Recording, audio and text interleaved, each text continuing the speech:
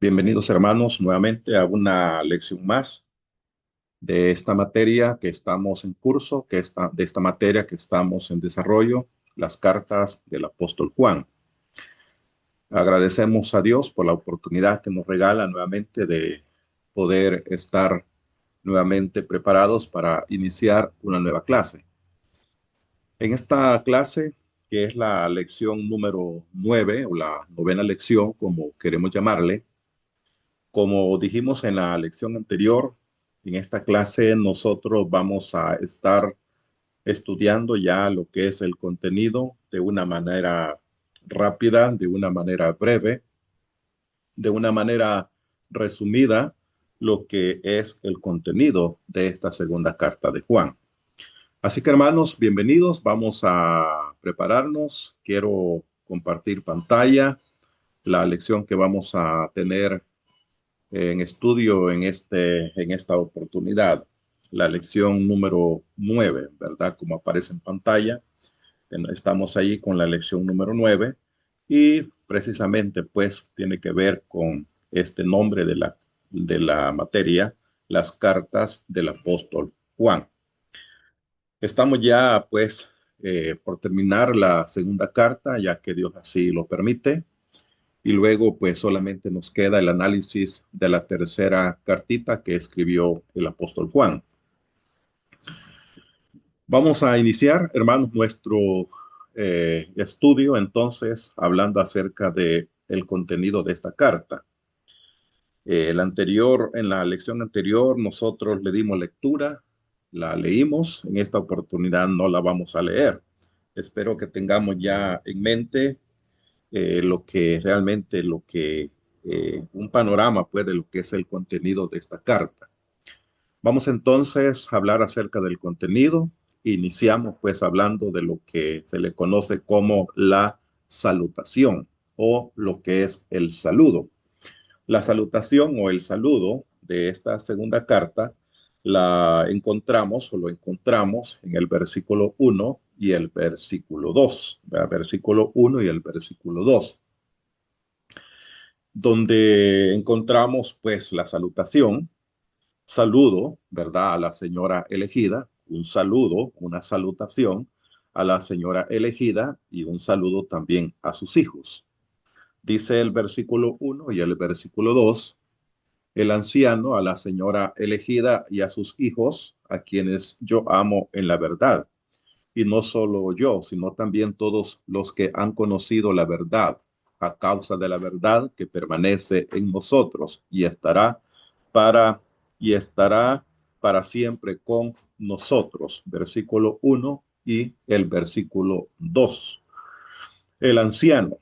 Así se introduce en esta salutación el apóstol Juan, el anciano. El autor de este libro se identifica a sí mismo como anciano, no como el apóstol Juan. No menciona su título, no menciona su oficio, sino que se identifica, como hemos venido hablando, como el anciano. Presumiblemente, sus primeros lectores sabían exactamente quién era él, quién era Juan, quién era el anciano. Y desde el principio de los tiempos, los cristianos han entendido que esta es la escritura del apóstol Juan. El apóstol Juan, quien ahora era ya pues un anciano, supuestamente alrededor de los años 90 o del año 90, utiliza el término anciano, no como un título oficial, sino para determinar su edad avanzada. Así se le permite llegar a ser el más anciano de todos los apóstoles y el único que murió de muerte normal o de muerte natural. Literal B. A la señora elegida y a sus hijos, el saludo, la salutación. A la señora elegida y a sus hijos. Bueno, miramos algunas interpretaciones, analizábamos, usted recuerda algunas interpretaciones, ¿verdad? Acerca del destinatario de esta carta. En esta oportunidad vamos a retomar un poquito, probablemente Juan no mencionó su nombre, es decir, el nombre de Juan, ni el de la señora ni el de la señora elegida, ni el de sus hijos, ya que esto fue escrito durante tiempos de persecución. Quizás él no quiso implicar a nadie por nombre en un documento escrito. Si la carta hubiera sido interceptada y las autoridades pudieran haber visto el nombre de quien iba dirigida o el nombre de quien la escribía, pudiera haber significado la muerte para esas personas. Es lo que algunos comentaristas han mencionado, ¿verdad? Han dicho, Juan ocultó aún su propio nombre y ocultó el nombre a la iglesia a quien realmente iba dirigida esta carta y a los miembros de la iglesia a quien también iba dirigida. Sigamos, literal C. A quienes yo amo en la verdad. Todo esto es la salutación. A quienes yo amo en la verdad. Y no solo yo, dice el apóstol Pablo. Y no solo yo. ¿Quién era? Quien quiera que haya sido, pues, la señora elegida, ella era amada por todos los que han conocido la verdad. Si conocemos y amamos la verdad, amaremos a aquellos que también conocen y aman la verdad. La verdad que permanece en nosotros también vive en otros quienes conocen la verdad. Vemos a Juan muy enfocado en la idea de la verdad, como en todos sus escritos. Él utilizó la palabra verdad cerca de 37 veces en sus textos en el Nuevo Testamento, incluyendo el Evangelio de Juan, incluyendo la primera carta, la segunda y la tercera carta de Juan, cerca de 37 veces en sus textos en el Nuevo Testamento. El más conocido, Juan 8:32, recuerdan, y conoceréis la verdad y la verdad os hará libres. Esto muestra, hermanos, que lo que une a los cristianos no es compatibilidad social, no es compatibilidad política, ni compatibilidad de clase. Lo que nos mantiene unidos es la verdad. Y por esto, por lo que la verdad es, por la verdad es muy importante para los cristianos. Por eso nosotros nos mantenemos en la verdad y amamos también la verdad. La verdad es muy, pero muy valiosa y es muy importante para los cristianos. Literal D. Estará para siempre con nosotros. La verdad estará siempre con nosotros. La verdad no cambia. La verdad será la verdad por siempre y tendremos la verdad por siempre en la eternidad y perteneceremos siempre a la verdad y vamos a defender siempre la verdad y nos vamos a mantener siempre en la verdad. Actualmente mucha gente piensa que la verdad cambia de era en era o de generación en generación, pero la Biblia sabe que la verdad estará siempre con nosotros. Estas son las palabras del apóstol Juan. Sigamos en el versículo 3, la salutación de Juan a sus lectores. Dice el versículo 3, sea con vosotros gracia, misericordia y paz. Qué bonito saludo de Dios Padre y del Señor Jesucristo, Hijo del Padre, en verdad y en amor. Tres bendiciones que Juan desea para la señora elegida. Tres bendiciones que Juan desea para la señora elegida, para la destinataria de esta carta, para los recipientes de esta carta. Juan desea gracia, misericordia y paz, pero no de hombre alguno, no de ser humano, no de un ser cualquiera, sino que la gracia, la misericordia y la paz, pero de Dios, pero de Dios Padre y del Señor Jesucristo. La gracia, misericordia y paz. Juan presenta una versión ligeramente más amplia que sus salutaciones anteriores. No solo deseó esto para sus lectores, confiadamente lo otorgó, diciendo, sea con vosotros, de Dios el Padre y del Señor Jesucristo en verdad y en amor, como dice el versículo, en verdad y en amor. Difícilmente puede Juan escribir un versículo sin mencionar dos de sus temas favoritos: la gracia, misericordia y paz que Dios tiene para con nosotros. No son dadas, es decir, nosotros las recibimos en verdad y amor. Fuera de la verdad y fuera del amor de Dios, nunca podremos realmente disfrutar o tener gracia, misericordia y paz. Porque Jesucristo mismo dijo, ¿verdad? Mi paz os dejo, mi paz os doy, pero yo no os la doy como el mundo la da, porque el mundo da paz, el mundo provee paz, pero la paz que hay en el mundo no es la verdadera paz, es una paz diferente, es una paz disfrazada, es una paz fingida, no es la verdadera paz. La verdadera paz viene de Dios Padre y de Jesucristo y de su Hijo Jesucristo. Por lo tanto, la gracia, misericordia y paz que Dios tiene para con nosotros nos son dadas en verdad y amor. Fuera de la verdad y el amor de Dios, nunca podremos realmente tener gracia, misericordia y paz. Cuán profundo y dulce es el significado en estos primeros 3 versículos de esta carta. Uno puede leerlos una y otra vez. Oh, que la gracia, misericordia y paz sean con nosotros, de Dios el Padre y de Jesucristo, el Hijo del Padre, en verdad y en amor. La frase, el Hijo del Padre, el apóstol aún mantiene presente la concepción milagrosa de Cristo, algo que los gnósticos totalmente negaban, una doctrina que es fundamentalmente o es fundamental en la obra de nuestra salvación. Jesucristo es el Hijo del Padre. Jesucristo es Dios. Jesucristo es parte de la deidad o de la divinidad. ¿Cómo caminar?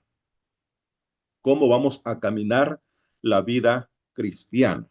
Versículo 4. El gozo de Juan al ver que andan en la verdad.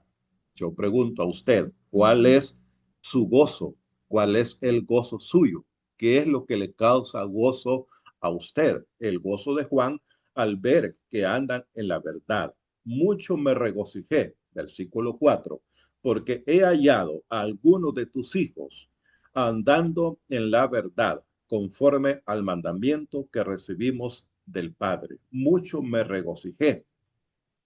Este es el corazón de un pastor, saber que su gente anda en la verdad, o de un predicador, saber que sus hermanos andan en la verdad, o que la iglesia anda en la verdad. Aunque la verdad no es la única inquietud de un predicador o de un líder, de un pastor, es una grande inquietud y es un gran alivio para un pastor ver que aquellos que ama y que aquellos que cuida andan en la verdad, pero él debe de andar también en la verdad. Los hijos aquí los hijos que aquí se mencionan pueden ser sus propios hijos, es decir, de la iglesia. No está hablando a personas extrañas, está hablando a sus propios hijos, a sus hijos, es decir, los miembros de la iglesia o aquellos miembros de la iglesia bajo su cuidado o algunos de ambos. He hallado a algunos de tus hijos, le dice a la señora elegida, andando en la verdad. Algunos, no todos, algunos, no todos. ¿Recuerde usted las fortalezas y las debilidades de la iglesia? ¿Recuerdan cuáles eran las fortalezas y recuerdan cuáles eran las debilidades? La fortaleza, yo les mencionaba que eran aquellos que andaban en la verdad, pero las debilidades, porque algunos eran los falsos maestros, ¿verdad? Que andaban enseñando falsedades. Pero Juan se regocijó porque cuando el pueblo de Dios anda en la verdad, también permanecen en Dios.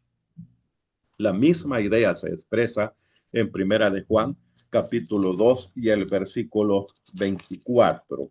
Dice así: Lo que habéis oído desde el principio permanezca en vosotros. Si lo que habéis oído desde el principio permanece en vosotros, también vosotros permaneceréis en el Hijo y en el Padre, hablando siempre acerca de la verdad, acerca del Hijo de Dios. Lo que habéis oído desde el principio permanezca en vosotros. Si lo que habéis oído desde el principio permanece en vosotros, también vosotros permaneceréis en el Hijo y en el Padre.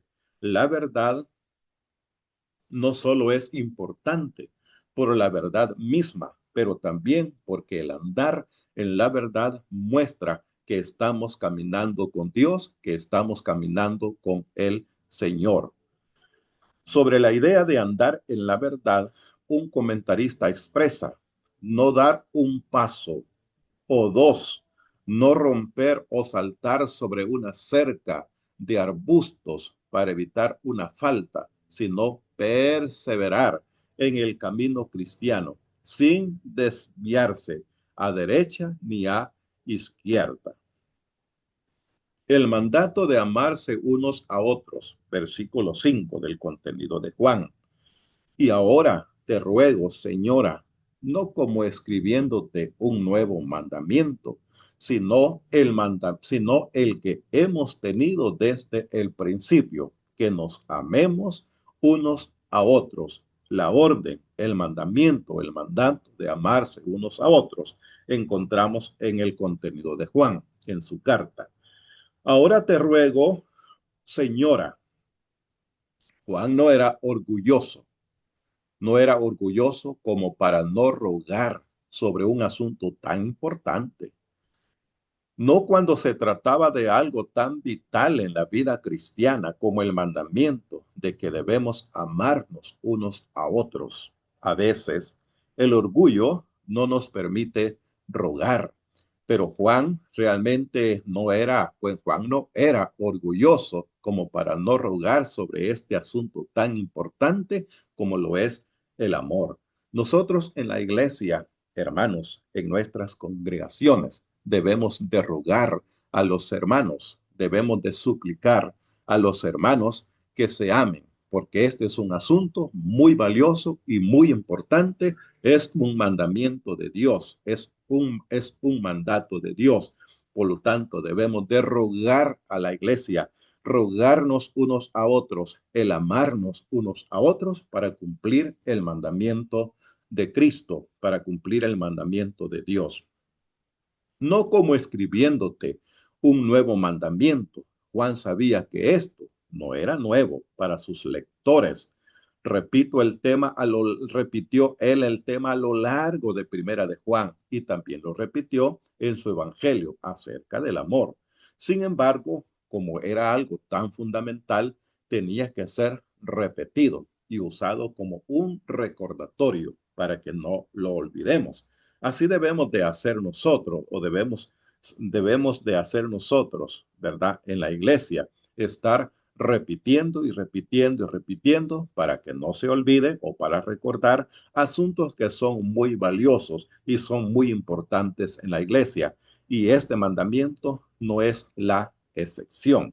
Que nos amemos unos a otros. La integridad de nuestra vida cristiana puede ser medida por el amor que nos tengamos unos a otros, como dice Juan 13:35 y como dice Primera de Juan capítulo 4 versículo 20 y el versículo 21, hablándonos sobre amarnos unos a otros, mostrando el amor de Dios, no el amor del mundo, no el amor del hombre, sino mostrando el amor de Dios, no el amor de los falsos maestros que no tenían amor o tenían poco amor, mostrando aquí el amor de Dios, versículo 6.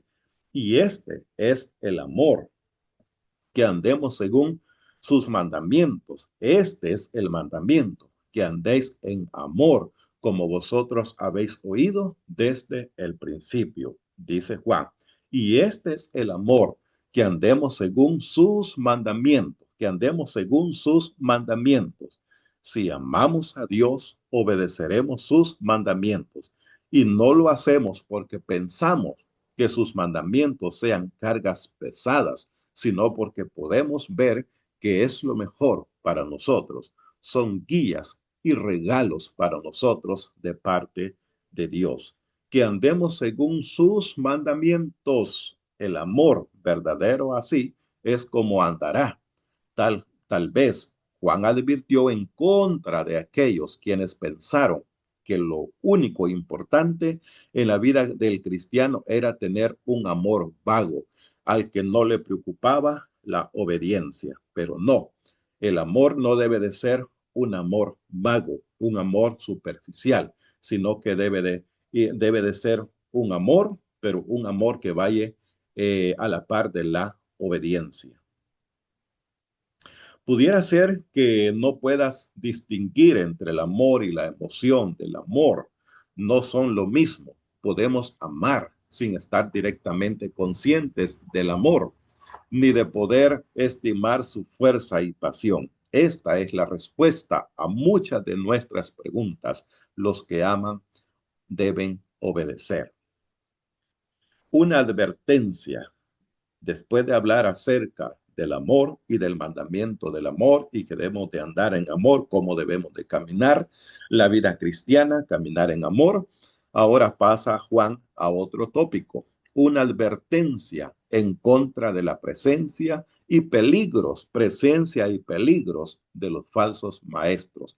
La presencia, ¿verdad? Advierte sobre la presencia de los falsos maestros, pero también advierte sobre el peligro de los falsos maestros. Dos cosas, la presencia de ellos y el peligro de ellos. Es parte de la advertencia de Juan para la iglesia. Versículos 7, 8 y 9.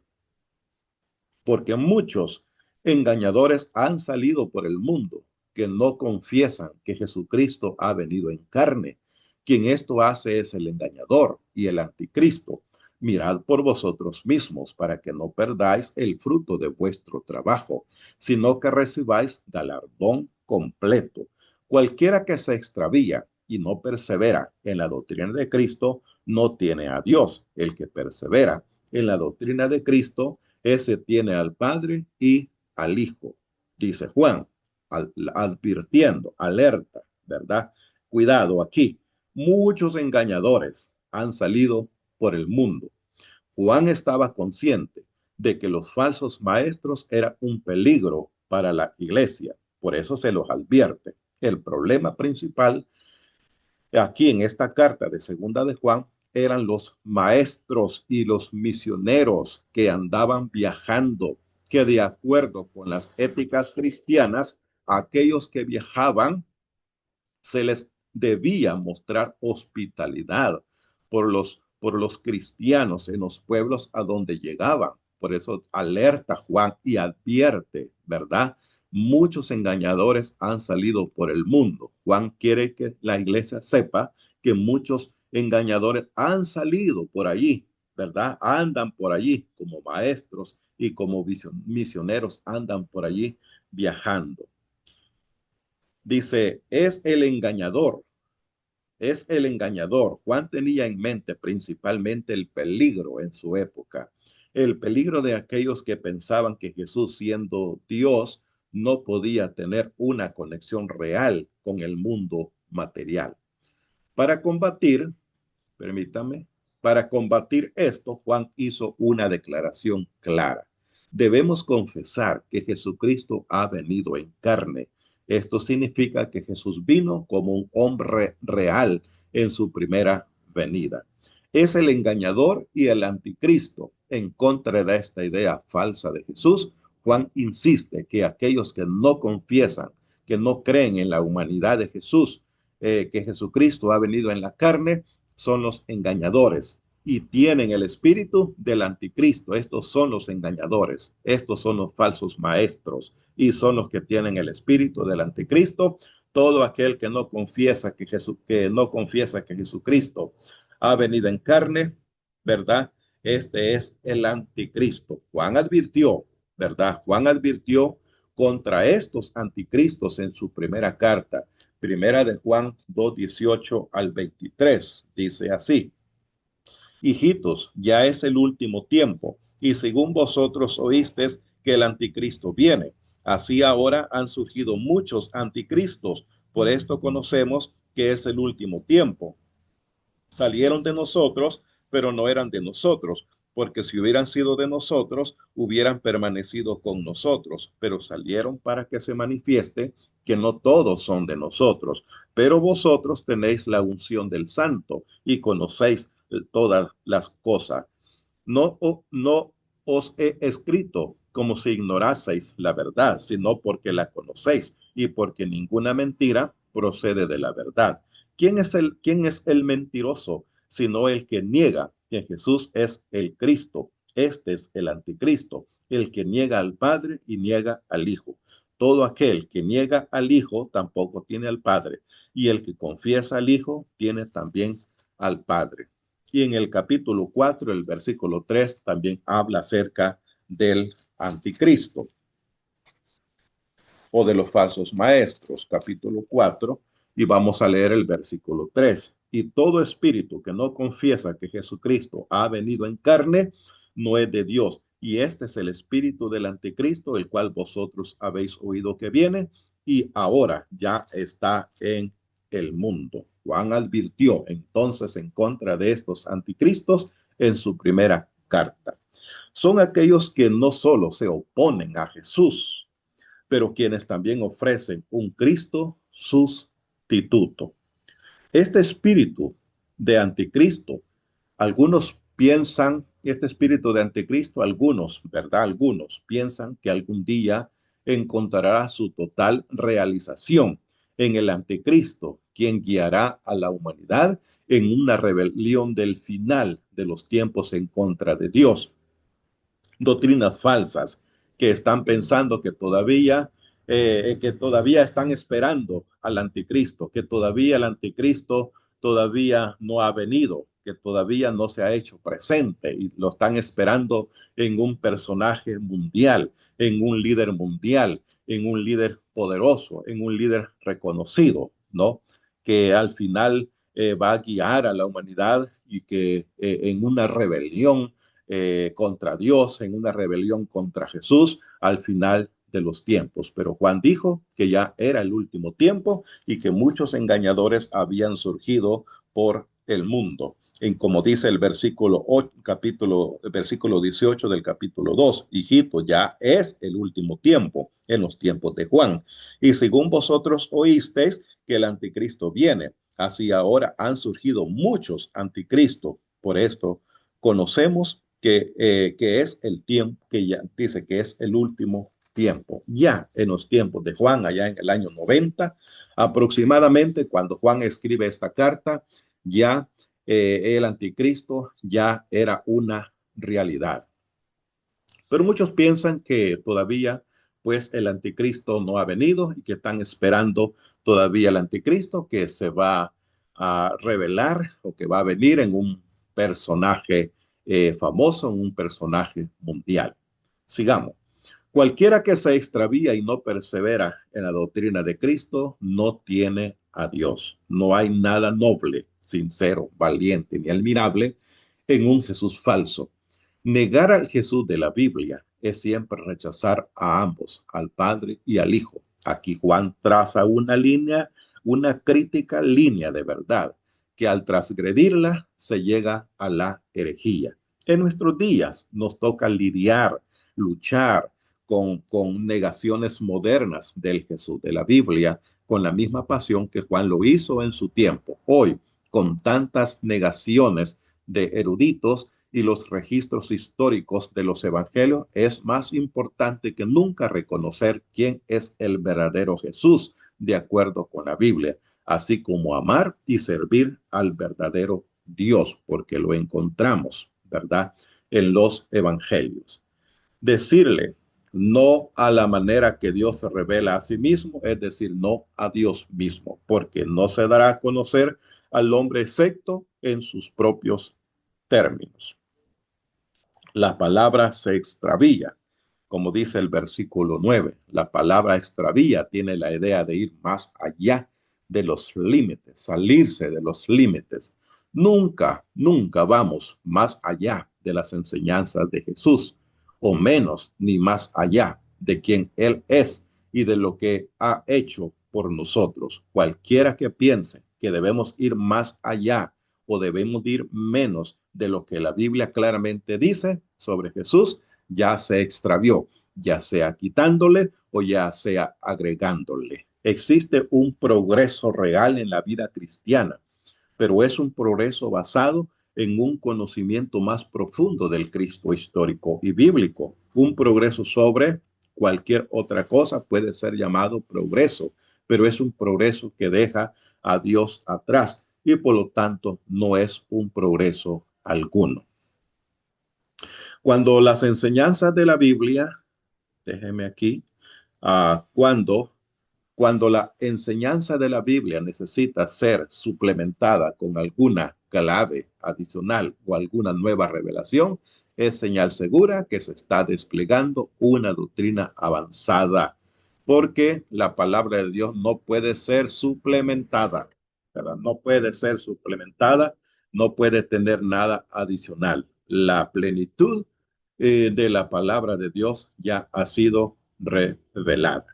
Mirad por vosotros mismos para que no perdáis el fruto de vuestro trabajo. Apartarse del verdadero Jesús es ponerse a sí mismos en peligro de perder las cosas que los apóstoles y otros fieles santos trabajaron para obtener. Esto nos muestra que no es suficiente empezar bien. Debemos terminar en fe para recibir el galardón completo, permanecer siempre en la verdad, no extraviarse de la verdad, no apartarse de la verdad, no ir más allá, ¿verdad? No ir más allá, porque si no, de lo contrario, no vamos a recibir el galardón completos. Instrucciones cómo luchar, cómo enfrentar, cómo lidiar con los falsos maestros, versículo 10 y 11. Si alguno viene a vosotros y no trae esta doctrina, la doctrina de Cristo, la doctrina de la verdad, que Jesucristo ha venido en carne, no que Jesucristo es Dios, no lo recibáis en casa, ni le digáis bienvenido, porque el que le dice bienvenido participa en sus malas obras. Si alguno viene a vosotros y no trae esta doctrina, ¿cuál doctrina? Otra vez, si alguien se acerca a nosotros negando la doctrina verdadera de Jesús y promoviendo una falsa, Juan dice que no debemos ofrecer hospitalidad. No, dice, no le digáis bienvenido, ni ayuda a los que promueven sus propias versiones falsas de Jesús. El hacerlo es participar de sus malas obras.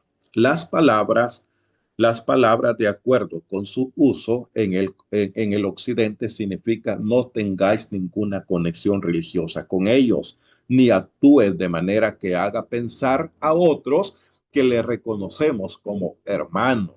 Supongamos que el maestro visitante dice ser un misionero cristiano, pero enseña lo que claramente es una doctrina falsa. La hospitalidad requeriría que se le proveya que se le proveyeran sus necesidades, pero hacerlo parecería como estar participando en la expansión de sus falsas enseñanzas. Se le debería recibir o no? La respuesta es no.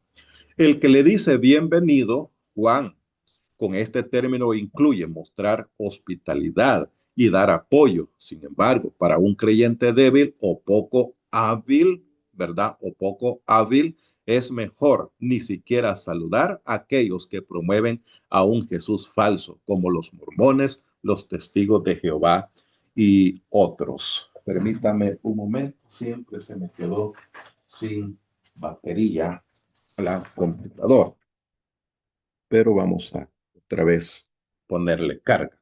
Estas palabras suenan fuertes, ¿o no? Pero Juan no ha perdido su amor. Debemos considerar estos tres puntos. Juan no se refiere a todos los errores, solo a aquellos que disfrazan la cristiandad verdadera. Juan no está hablando de todos los que cometen el error que disfraza la cristiandad verdadera, solo de aquellos que enseñan sus errores que disfrazan la cristiandad verdadera. Juan no está hablando de todos los maestros que hierran, sino de aquellos que hierran en las verdades más fundamentales y de aquellos que están activos en esparcir esos errores fundamentales.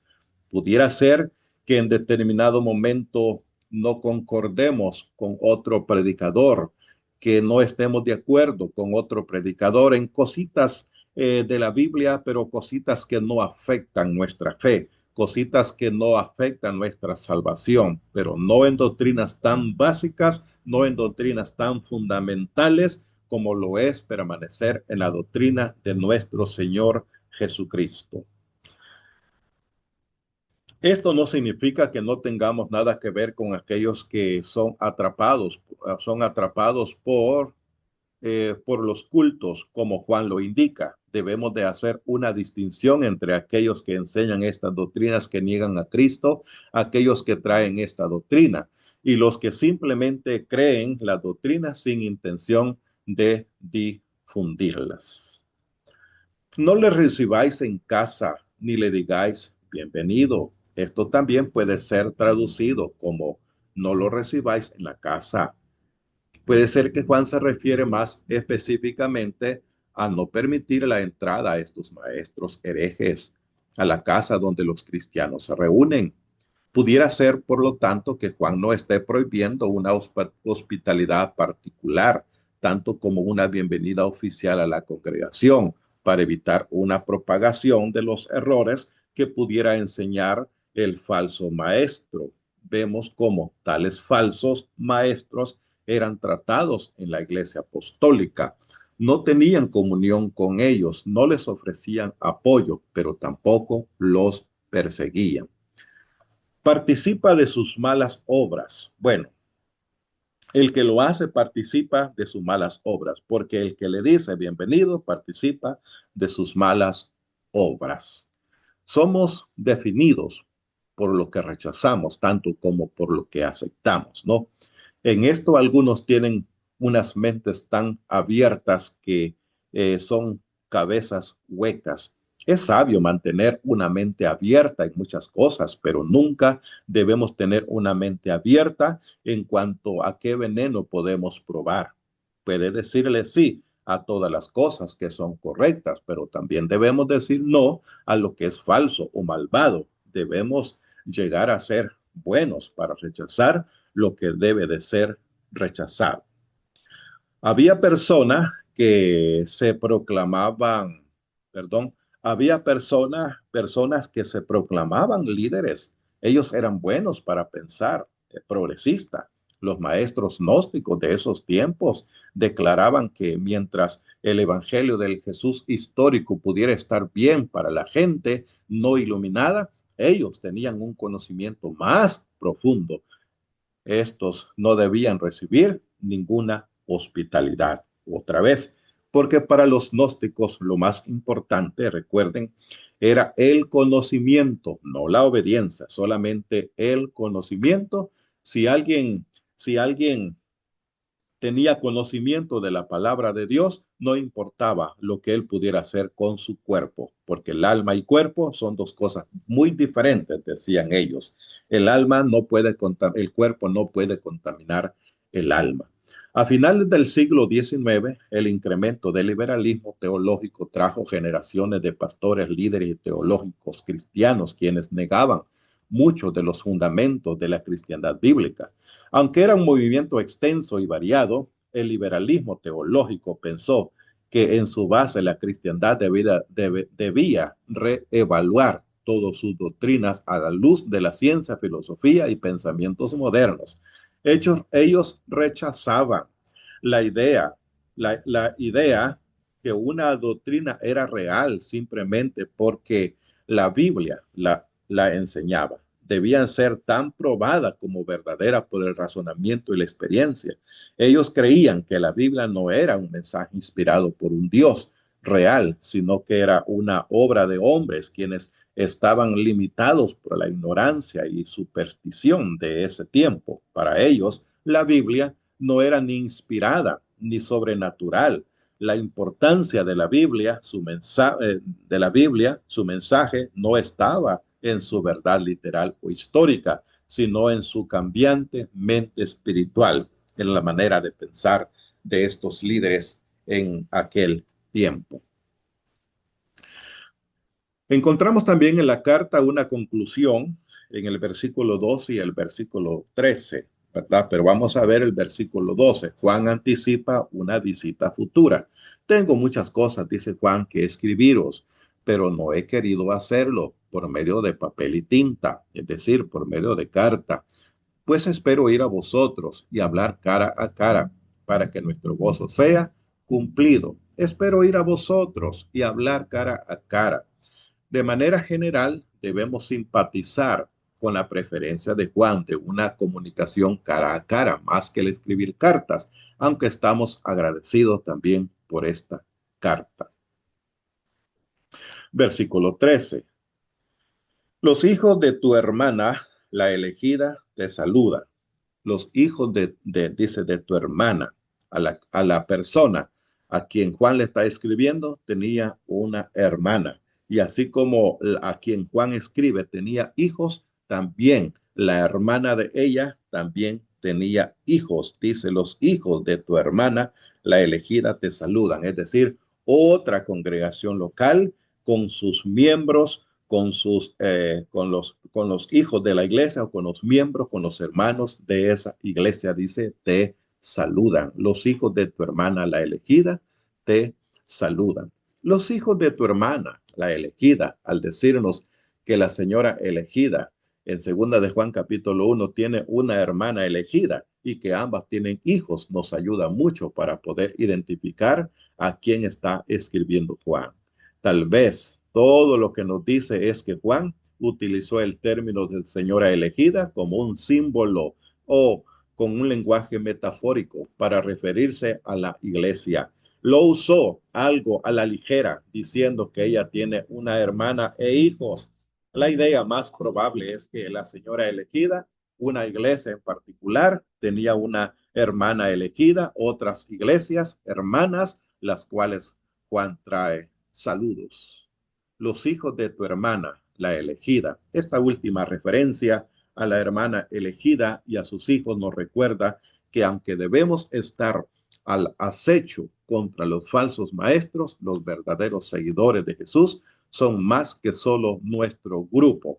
Si permitimos que nuestro anhelo por defender la verdad nos convierta en seres sin amor e intolerantes, Satanás ha ganado gran victoria.